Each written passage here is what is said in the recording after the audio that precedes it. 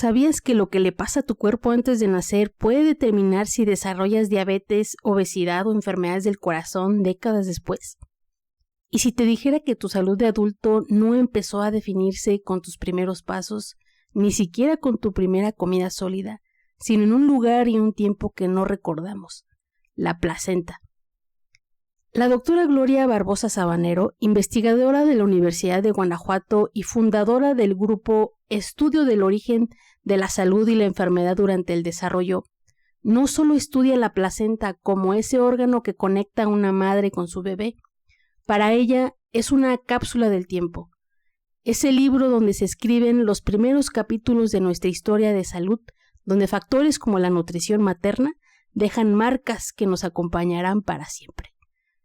Hoy en Ciencia Más Café nos adentramos en el origen de las enfermedades antes de nacer, porque entender la salud es entender cómo empezamos. Doctora Gloria, bienvenida. Bueno, la primera pregunta sería, ¿cuál es su línea de investigación? Me llama la atención que las siglas son DOHAT. No sé si nos pudiera hablar un poco al respecto, porque de hecho es la primera vez que escucho hablar sobre su línea de investigación. Claro, muy buenos días. Pues antes que nada, gracias por la invitación a participar aquí en este podcast. Efectivamente, este es un acrónimo del significado en inglés de el origen de la salud y de la enfermedad durante el desarrollo. Este es un área de estudio que nosotros en la Universidad de Guanajuato tomamos. Incluso nuestro grupo de investigación se llama DOHAT-UG y nos enfocamos justo a esta área de investigación que es la programación fetal, con un enfoque muy específico en la parte de la gestación durante el embarazo y enfocándonos a un órgano en particular que es la placenta. Muy bien, doctora. Doctora, ¿es posible que algunas enfermedades que desarrollamos de adultos se originen incluso antes de nacer? ¿Y cómo sucedería esto? Sí, efectivamente, el estado de salud o de enfermedad de un individuo puede ser determinado desde etapas tempranas del desarrollo y es justo lo que plantea este concepto DOHAT. Nos dice que factores adversos durante etapas críticas del desarrollo pueden programar a un individuo su estructura, su función, para que esa condición de programación dé un estado de salud o de enfermedad en la vida adulta. Y entonces esta etapa de programación, pues se dice que es una ventana crítica del desarrollo y nos preguntamos siempre, dice uno, bueno, pues ¿qué parte, qué etapa del desarrollo es esa la que se puede programar? Incluso este concepto DOHAT actualmente es, el concepto científico, pero nos llega a la sociedad, al común de la sociedad, se nos está transmitiendo este conocimiento a través del concepto de los 1000 días. Es incluso un programa de nuestro gobierno que está tratando de implementar acciones para contrarrestar esas programaciones negativas en las etapas críticas del desarrollo. Entonces, no solo es un grupo de investigación que desarrollamos esta área en la Universidad de Guanajuato, sino a nivel mundial se desarrolla investigación en este campo y estamos a nivel de gobierno tratando de generar acciones para evitar esa programación negativa durante el desarrollo y no tener condiciones de enfermedad en la vida adulta. Ok, doctora. Y disculpe, hablando de una mujer embarazada, ¿qué cosas de su día a día pueden influir en la vida futura de su hijo, incluso décadas después? Son muchos los factores que pueden afectar la salud, no solo de la mujer, sino además de su bebé, de su descendencia. Por ejemplo, la nutrición. Y aquí son dos condiciones, tanto la desnutrición materna como la sobrealimentación materna. Ambas condiciones son adversas para el desarrollo de ese nuevo ser. ¿Sí? También tenemos, por ejemplo, exposiciones ambientales. Se le llama de una manera general así exposiciones ambientales, pero son, por ejemplo, si la mamá fuma, el humo del tabaco afecta al embrión, al feto, o bien también condiciones ambientales como la contaminación, diferentes moléculas que se encuentran en el ambiente pueden causar afectaciones no solo en la mujer embarazada, sino también en el feto, ¿sí? Por ejemplo, existen pequeñas moléculas que pueden llegar hasta la placenta, pueden llegar al embrión y programarlo para que esto sea para que sea una condición adversa, un riesgo para la salud de ese nuevo ser. Y incluso si uno piensa también en el estrés al que está sometido esa madre gestante, esa mujer embarazada, puede llegar a afectar. ¿Por qué? Bueno, pues hay muchísimos estudios al respecto, pero por ejemplo, si hay desapego desapego de la madre al recién nacido, se ve que afecta, pero incluso el estrés laboral, por ejemplo, de una madre que está gestando, una mujer embarazada durante el embarazo está sometida a un alto estrés laboral, pues esto es una condición adversa para ese bebé y puede programarlo. Se ha visto que hay estudios que están relacionados con esto, evidenciando que puede haber incluso déficit de atención o algunos trastornos del desarrollo cuando la mujer es sometida a diferentes tipos de estrés, no solo el laboral, por ejemplo, el abuso físico, el abuso sexual, de diferente tipo. Incluso hay investigadores que proponen que el divorcio de una pareja tiene un componente negativo, una afectación negativa sobre la descendencia. Por ejemplo, ya un recién nacido, un niño en los primeros años de vida. Doctora, entonces cuando hablamos de programación fetal, ¿significa que el destino de la salud de un ser ya está decidido al nacer y no solo afecta al hijo, a la primera generación, sino a las futuras generaciones? Me acuerdo que cuando estábamos platicando, organizándonos para el podcast, me comentó acerca de un estudio que a mí me pareció muy interesante. No sé si nos pueda comentar también un poco al respecto. Sí, claro, ese estudio del que hablábamos es justo uno de los estudios base de este concepto, de esta área de investigación DOHA.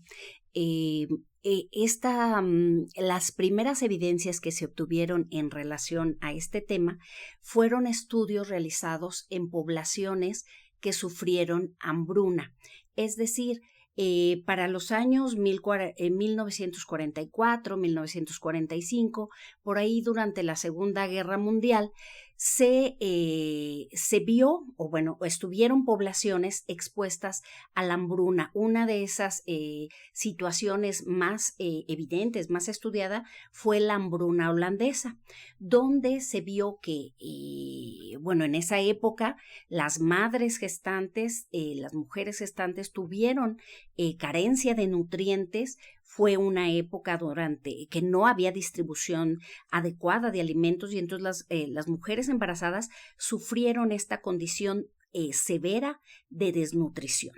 Y entonces, años después, los hijos de esas mujeres se vio que tenían una alta incidencia de enfermedades crónico-degenerativas, enfermedades cardíacas, podían presentar muchos de ellos obesidad, diabetes, enfermedad cardiovascular, en fin. Y entonces se vio de manera, estos estudios se dice que son retrospectivos porque en la vida o en el presente estudiaron a los adultos y esto lo asociaron con la condición adversa de desnutrición durante el embarazo. Por supuesto, esas mujeres embarazadas tuvieron niños con condiciones de peso diferente a lo normal. Por una parte, dependiendo del trimestre del embarazo donde se dio la desnutrición, podían dar lugar a bebés pequeños para la edad gestacional o grandes para la edad gestacional. Entonces, estas son condiciones extremas de peso al nacimiento, o bajo o alto. Es diferente del normal. Y esas dos condiciones extremas de peso fueron asociadas a que en la vida adulta de esos individuos tenían enfermedades crónico-degenerativas. Entonces sí se evidencia, son los primeros trabajos que evidencian que hay una programación fetal. ¿Quién hizo la programación? La hambruna, la carencia de nutrientes. ¿Y cuál fue la consecuencia? La enfermedad en la vida adulta. Entonces es la primera evidencia que se tuvo al respecto. Me llamó la atención, doctora, cuando me contaba ese dato, que fue en mujeres que estuvieron embarazadas durante la Segunda Guerra Mundial, ¿no? En el 45, y que los adultos a los que se refiere el estudio son de la actual generación Z. Exacto. Sí, es una generación que incluso hay muchos estudios todavía que se realizan en esta generación Z refiriéndose exactamente a la programación que pudo haber dado origen a esa enfermedad que actualmente padecen. Y son estudios a nivel molecular, pero es a nivel poblacional, o sea, son grandes poblaciones las que se están estudiando, pero no se va solo a, por ejemplo, medidas antropométricas, estudios bioquímicos, sino se va a nivel molecular a lo que se conoce ahora como estudios incluso epigenéticos, del epigenoma, o sea, estudios ya muy finos donde se evidencia cuáles son los cambios puntuales que realizaron estas carencias de nutrientes. Pero así como fue la carencia de nutrientes, esas madres también estuvieron afectadas por el estrés, por otras condiciones económicas. Entonces son muchos los factores que pudieron haber afectado para dar ese estado de enfermedad en la vida adulta. Doctora, entonces, la respuesta a la pregunta de si cuando hablamos de programación fetal, si el destino de nuestra salud ya está decidido al nacer, la respuesta sería sí o parcialmente. La respuesta es no, o sea, esa programación fetal da un mayor o menor riesgo de enfermedad, porque pueden ser factores favorables, ¿sí? Que hay una buena nutrición, que la mujer hace ejercicio, incluso antes de embarazarse. Y aquí quiero detenerme un poquito, hacer un paréntesis. No solo es la mujer la que debe tener una condición favorable para tener una descendencia con una salud adecuada. También el papá tiene una contribución. Hoy no nos vamos a meter a la línea paterna, pero ambos progenitores, tanto papá como mamá, tienen un papel para determinar ese estado de salud.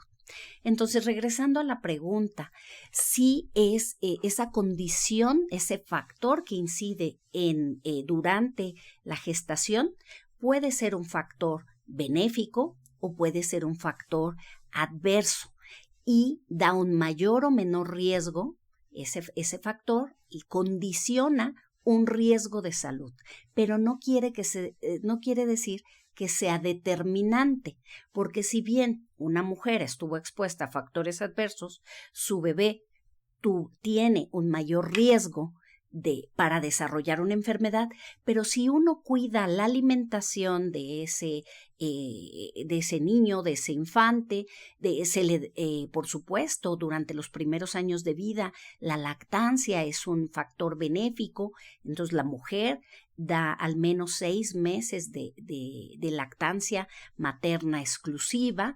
Si cuida el peso, la alimentación, que el bebé o el niño hace ejercicio durante toda su vida, pues por supuesto esta condición adversa puede mitigarse, el riesgo puede mitigarse. Y decimos en el área DOHAT que nunca es tarde para hacer cambios favorables en la salud, no solo de la mamá, porque la mamá pudo incluso haber tenido enfermedades durante el embarazo que pueden darle mayor riesgo a estar enferma después de la gestación. Por ejemplo, algo típico durante el embarazo, bueno, típico es una de las enfermedades frecuentes durante el embarazo, es la diabetes gestacional. Esto le da por supuesto, es un factor de riesgo para el bebé, pero también para la mamá, para que desarrolle diabetes posterior al embarazo, ya una diabetes tipo 2. Pero puede mitigarse ese riesgo haciendo cambios favorables en su estilo de vida, cambios en nutrición, cambios haciendo ejercicio, en fin. Entonces, el mensaje es: nunca es tarde para mitigar el riesgo para el desarrollo de enfermedades en la vida adulta. Doctora, entonces, por lo que nos menciona, una mala alimentación durante el embarazo puede aumentar el riesgo de obesidad y diabetes. ¿Podría comentarnos más acerca de esto? Y si es que nos puede también comentar algunos de sus hallazgos durante sus investigaciones.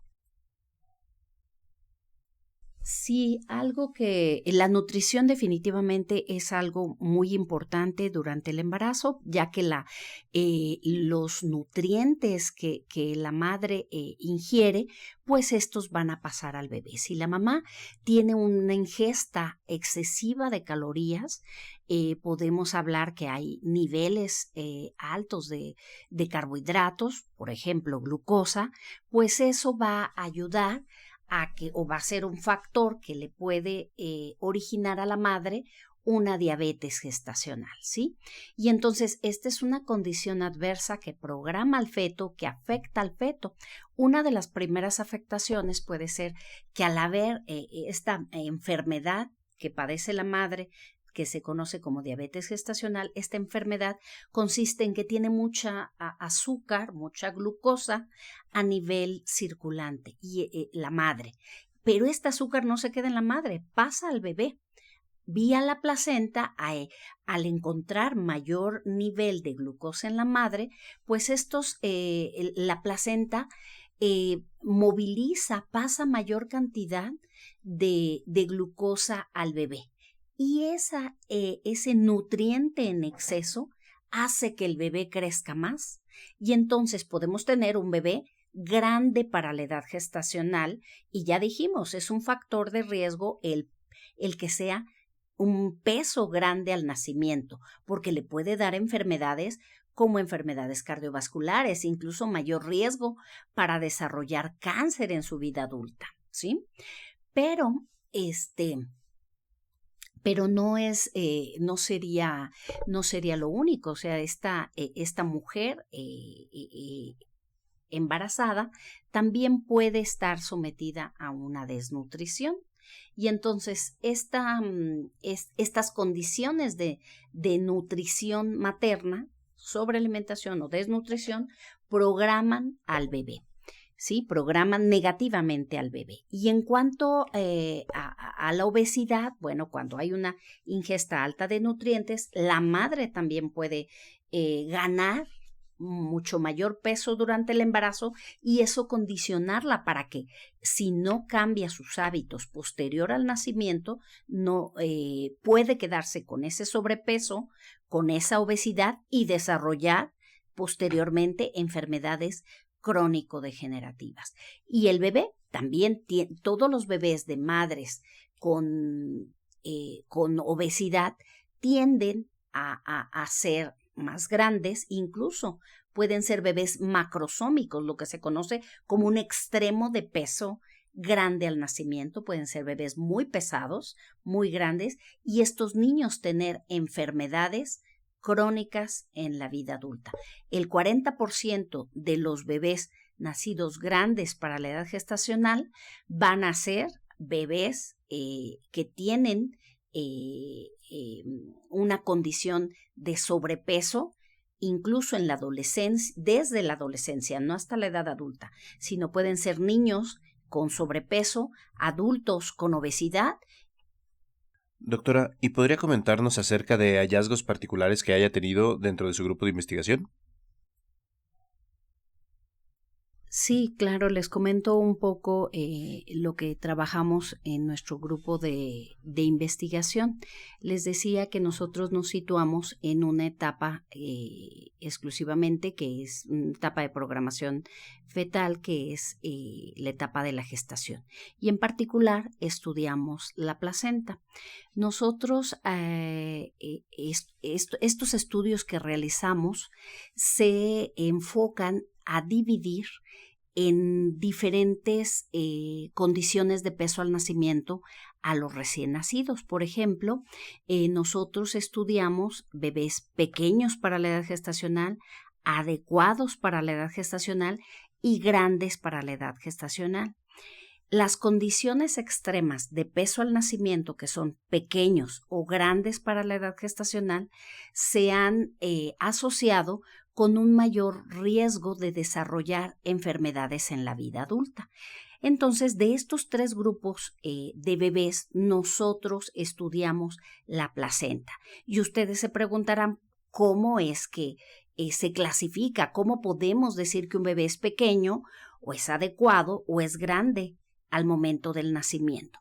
Resulta que cada población tiene tablas específicas para determinar justo si el bebé tiene un peso adecuado. Estas tablas o tenemos que conocer diferentes características de ese bebé. Por ejemplo, cuántas semanas de gestación tuvo hasta el momento del nacimiento, cuál es su peso y si ese bebé es niño o es niña. Entonces, no es fácil decir un peso, un límite o un valor para decir por debajo de este valor de peso el bebé será pequeño o por debajo de por encima de ese peso el bebé es un bebé grande. Son unas tablas que dependen de la población, dependen de si es niño o niña y además de estas características, si son más o menos semanas de gestación o bien el peso que tuvieron. Entonces, pero esta clasificación nosotros la hacemos y en base a unas tablas que están en la norma oficial mexicana para clasificar a los bebés como adecuados o con extremos de peso al nacimiento, grandes o pequeños. Y entonces esos bebés nos fuimos a estudiar en nuestro grupo de investigación. Hemos estudiado a bebés grandes que vienen de mamás con obesidad y hemos evidenciado que en placenta estos bebés tienen alteraciones y es muy importante estudiar las alteraciones de placenta porque cualquier factor adverso que llegue vía la madre hacia ese bebé no llega de manera directa, llega vía la placenta.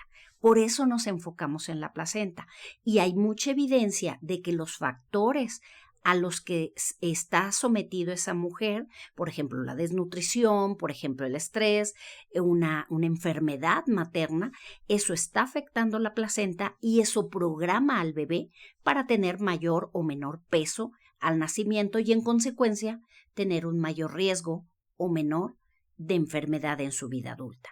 Y entonces vemos que cuando hay una obesidad materna, eso afecta a la placenta, altera, por ejemplo, el contenido de grasas de placenta, es mayor en esas en placentas de bebés que vienen de madres con obesidad. Y entonces puede ser que esa acumulación de grasa en placenta haga que estos bebés crezcan más porque son bebés grandes para la edad gestacional y eso les va a dar un mayor riesgo de enfermedades en la vida adulta como son diabetes, enfermedades cardiovasculares e incluso mayor riesgo de cáncer y problemas de fertilidad, ¿sí? Entonces, esos son algunos de los hallazgos que hemos tenido.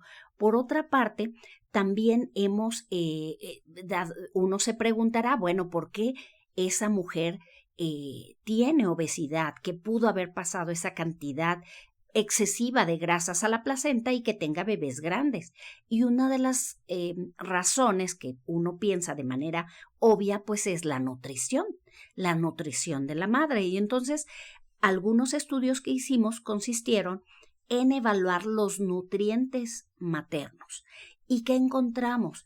Que en madres que dan lugar a bebés pequeños para la edad gestacional, son bebés más pequeños de lo normal, estas madres tienen un alto contenido de un ácido graso que se llama DHA. Ese ácido graso es esencial para el crecimiento de todas las células del cuerpo y de manera muy particular para el desarrollo cerebral. Y entonces vimos que las mamás que tienen bebés pequeñitos tienen a nivel circulante en su sangre, tienen mayor cantidad de DHA.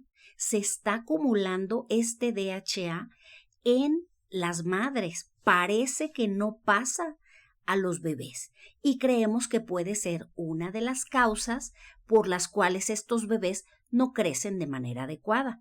Y también ese peso bajo al nacimiento le da a ese bebé un mayor riesgo para desarrollar en la vida adulta enfermedades crónico-degenerativas. Entonces, sí, la nutrición materna, sí, las enfermedades maternas, incluso algo sin, digamos, no yéndonos a un extremo de enfermedad, pero la condición de obesidad de la madre está alterando la placenta, está programando al bebé para que tenga un peso diferente al normal y un mayor riesgo de enfermedad en la vida adulta. Entonces, esa es parte de los estudios que nosotros hemos realizado. Doctora, esta programación fetal, ya sea derivada por un factor de estrés o nutricional o ambiental, esta programación se puede heredar a las siguientes generaciones, es decir, no solo los hijos, sino los nietos, los bisnietos, los tataranietos, o solo afectan a una sola persona que sería el hijo. No, se ha visto y hay varios estudios al respecto que muestran que esta programación puede pasar varias generaciones. Por ejemplo, en modelos animales se ha visto, se desarrolla a un macho que tenga o se genera en el laboratorio un macho que tenga obesidad, que esté enfermo, que tenga, por ejemplo, diabetes, que tenga algunos problemas metabólicos.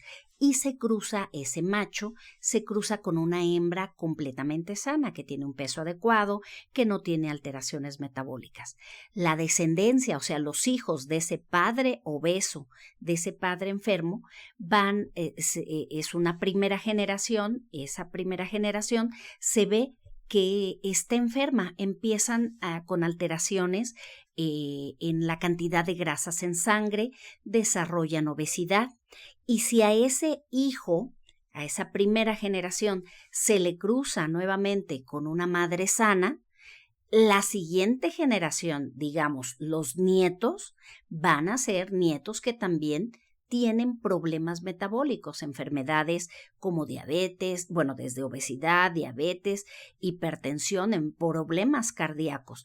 Y estas afectaciones de enfermedad no solo le llegaron al hijo del padre enfermo, sino al nieto del padre enfermo y así 5 generaciones adelante, es decir, al hijo, al nieto, al bisnieto y 2 generaciones más, ¿sí? Entonces, se dice que estas enfermedades o la afectación de estas enfermedades de como es la obesidad, como es alteraciones metabólicas, pueden transmitirse por varias generaciones y no solo por vía paterna.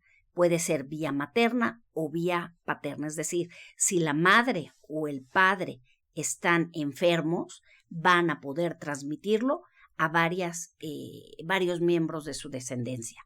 Bueno, pues reitero, todos estos estudios son en modelos animales. En investigación, uno de los animales que se utiliza mucho para hacer este tipo de estudios son las ratas. Entonces, son estudios donde se han generado ratas con enfermedad, ya sea macho o hembra, y evaluando las siguientes generaciones de su descendencia, diferentes ratitas de estos estudios.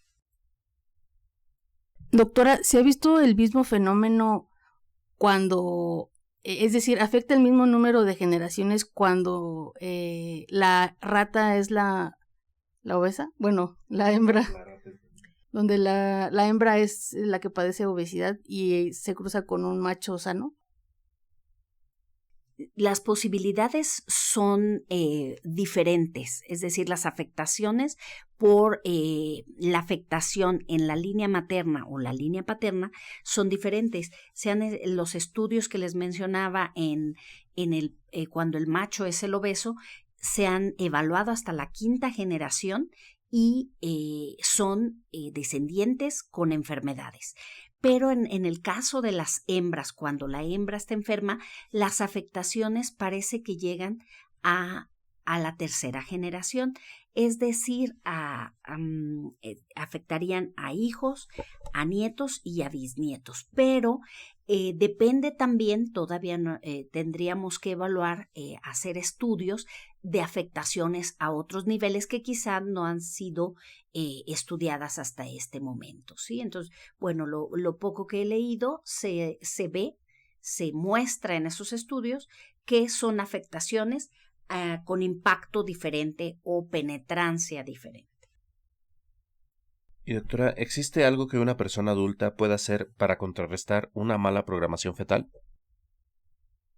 Sí, definitivamente, nosotros, como les comentaba, nunca es tarde para hacer cambios. ¿Cuáles son esos cambios que debemos hacer? Pues cambios en el estilo de vida, ¿sí? Si sabemos que nuestra madre tuvo una condición de obesidad o una condición adversa, como estrés, como desnutrición, y tenemos alteraciones metabólicas nosotros, por ejemplo, ya desde un sobrepeso, una obesidad, debemos de hacer cambios inmediatamente en nuestro estilo de vida. Eso sin duda bajará el riesgo de desarrollar enfermedad, ¿sí? Entonces podemos, entre esos cambios en el estilo de vida, es lo que ya nos manejan todas nuestras autoridades sanitarias, nuestros médicos. Debemos de la nutrición, es uno de los pasos importantes a dar, mejorar nuestra nutrición, mejorar nuestras condiciones de ejercicio, tener hábitos saludables de sueño, ¿sí? Dormir las horas adecuadas, al menos de 7 a 8 horas diarias. Entonces, todos esos cambios en nuestro estilo de vida son favorables para disminuir el riesgo que ya viene programado por factores adversos durante etapas críticas de nuestro propio desarrollo. Pero no quiere decir que ya estamos determinados para ser adultos enfermos. Podemos hacer cambios en cualquier etapa de la vida, desde niños, adolescentes, adultos. Podemos hacer cambios para minimizar ese riesgo de enfermedad. Doctora, y por ejemplo, una pareja pues se quiere embarazar, ¿no? Ya dicen así, nos queremos embarazar. Y supongamos que pues uno de ellos ya se padece obesidad, o no diabetes, porque eso ya es muy difícil de corregir, ¿no? ¿Con cuánto tiempo de anticipación se tienen que preparar físicamente en cuanto a alimentación, ejercicio? Es decir, para heredar la mejor programación fetal que se pueda. O sea, ¿se conoce ese dato? ¿O o tiene que ser un estilo de vida ya que se hubiera llevado desde siempre. No sé si me di a entender con la pregunta. Sí, definitivamente, ¿qué tanto tiempo antes de embarazarse la pareja debe de estar completamente sana, digamos? No se sabe, ¿sí? Pero pues debe de ser el mayor tiempo posible. Lo que sí se ve en la parte clínica, algunos médicos nos dicen que se debe de preparar la pareja para justo para estar embarazados, ¿sí? Y al menos debe de ser de 6 meses. Pero si puede ser más tiempo, pues es mejor. O sea, si ya vienen desde adolescentes con unos buenos hábitos saludables de vida, pues eso va a ser mejor. Pero si no se tienen, antes de concebir, pues tienen que hacer una preparación. Y bueno, acercarse a la parte médica, a la parte clínica, para saber cuáles son las mejores acciones a tomar para tener un bebé sano. Entonces, doctora, por todo lo que nos platica, ¿cree que este conocimiento sea especialmente importante en países como el nuestro, con altos índices de obesidad y enfermedades crónicas? Claro, yo creo que es muy importante que la población en general estemos informados de cuál es el impacto simplemente de que uno tenga un sobrepeso, de que uno tenga obesidad en el momento que va a embarazarse, una pareja va a embarazarse. ¿Por qué? Bueno, porque esto le puede llevar a queremos que toda esta información, todo este conocimiento llegue a la población en general y se prepare. En el momento que esa pareja decida embarazarse, pues se prepare con mejores hábitos de ejercicio, de alimentación, porque, bueno, ustedes saben que México es uno de los países con mayores índices de obesidad y muchas veces pensamos que esa es una condición netamente económica, ¿sí? O sea, que países que están en desarrollo no tienen esas condiciones de enfermedad, de obesidad, y resulta que Estados Unidos tiene niveles de obesidad muy similares a los que tenemos en México, mientras Estados Unidos tiene alrededor del 72% de prevalencia de sobrepeso y obesidad en adultos, pues México no estamos tan distantes, tenemos 73%, y entonces no son países desarrollados o países en vías de desarrollo o subdesarrollados los que tienen mayor tendencia a padecer estas enfermedades. Son otros los factores que están llevando a que la población tenga esa condición adversa que puede programar a su descendencia a seguir estando enfermos.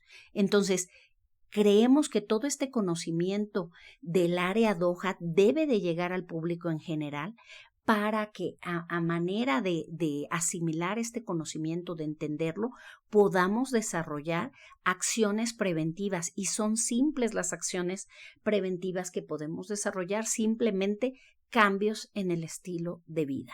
Mejor alimentación, más ejercicio, mejores hábitos de sueño son algunas de las primeras acciones que podríamos realizar en la sociedad en general para aminorar el riesgo de enfermedad en la vida adulta, independientemente de nuestra condición al nacimiento, y con mayor énfasis si ya sabemos que venimos de madres o padres con obesidad, si ya sabemos que tuvimos peso bajo o alto al nacimiento, pues debemos de aplicarnos más en mejorar nuestros hábitos de vida para minimizar el riesgo de estar enfermos cuando seamos mayores. Y heredarlo, ¿no, doctora? Así es, y heredarlo a nuestra futura descendencia, a nuestros hijos, nietos, bisnietos y muchas más generaciones. Ok, muchísimas gracias, doctora. Si pudiera transmitir un solo mensaje a mujeres embarazadas y, por ejemplo, a hombres también que planean tener una familia en la sociedad en general, ¿cuál sería? Sí, a mí me gusta una frase que ha publicado el Instituto Moore, que nos dice: mientras que la madre es el entorno del bebé, la sociedad es el entorno de la madre. Y entonces Este es un mensaje no solo para los futuros padres, mamá, papá, sino para la sociedad en general. Debemos de ser una sociedad con mejores hábitos de nutrición, mejores hábitos de ejercicio, de horas de sueño, horas de pantalla, etcétera, para que esta sociedad, este ambiente favorable, sea un ambiente no solo favorable para la madre, sino esto va a tener un efecto, un impacto positivo en el bebé, en la salud del bebé. Entonces, la sociedad es el entorno de la madre. Si la sociedad somos más sanas, pues entonces la madre, que es el entorno del bebé, va a estar más sana y esto nos va a dar un bebé más sano, futuras generaciones con menor enfermedad. Muchas gracias, doctora. Bueno, pues muchas gracias por la invitación a este podcast. Les mando un saludo desde la Universidad de Guanajuato. Nosotros estamos ubicados en el Campus León de la Universidad de Guanajuato, en el Departamento de Ciencias Médicas. Entonces, ahí está nuestro grupo DOHAT UG. Por supuesto, nosotros pertenecemos a una sociedad DOHAT latinoamericana, que a su vez está asociada al DOHAT Internacional. Entonces pueden buscarnos en redes desde el DOHAT Internacional, el DOHAT Latinoamérica y el DOHAT México, por supuesto, ¿sí? Entonces por ahí pueden encontrar información de estas sociedades y de nosotros, ahí publicamos. También les quiero hacer una cordial invitación. Como cada año, en el 2026, nosotros realizamos un congreso anual del Departamento de Ciencias Médicas que se llama Reunión Internacional de Ciencias Médicas. Dentro de este congreso, nosotros tenemos la tarea de organizar lo que es un simposio DOHAT. Entonces siempre tenemos ponentes tanto nacionales como internacionales. Los invito a que asistan en la ciudad de León. En este año 2026 vamos a hacer también un congreso latinoamericano, ¿sí? Latinoamericano de DOHAT. También los invito en redes, en estas redes, tanto del DOHAT México, latinoamericano e internacional, estaremos publicando las fechas de estos eventos para que puedan consultar ahí y puedan, consultar porque pueden participar en estos eventos y pueden también, voy a dejar mis datos de contacto aquí en el podcast. Pues muchísimas gracias, doctora, por todo el conocimiento que nos acaba de compartir. La verdad es que sí, es algo muy interesante. Y a pesar de que es algo que a lo mejor dices tú, aliméntate bien, no fumes durante el embarazo, como que la gente se le hace, sí, pero entonces hay muchísima ciencia detrás de esto y algo súper importante que no solamente afectas a tu hijo, sino a tus futuras generaciones. Entonces, para que tomemos conciencia cada uno de nosotros, pues sí, en mejorar nuestros hábitos de vida. Muchísimas gracias, doctora. Gracias a ustedes. Hasta luego.